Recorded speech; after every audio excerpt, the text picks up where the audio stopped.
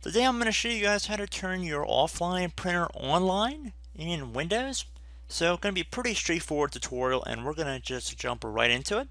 And the first thing we're going to do is head over and open up the Start menu by left clicking on the Start button once. Now you want to type in Printer.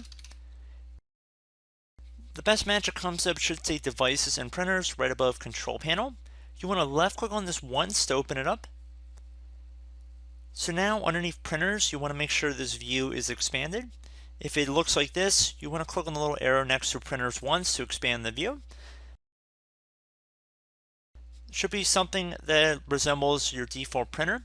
So it probably would say Brother, Epson, Canon, Dell, something along those lines. And to give you an even greater hint, it'll probably be a little check mark next to it, which will indicate it is your default printer.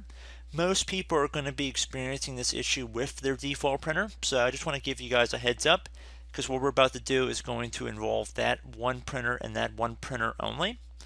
So it looks like this Brother printer is my printer, so I'm going to right click on it. I'm going to left click on Printer Properties. Please note I'm not clicking on Properties down here, I'm clicking on this Printer Properties right here, and I'm going to click on it one time to open it up. And now I'm going to left click on the Ports tab at the top. And now our default port should be checkmarked. You might need to use this scroller to find it. And once you have found the one that's checkmarked and you've clicked on it once to select this port, you want to left click on this Configure Port button right here.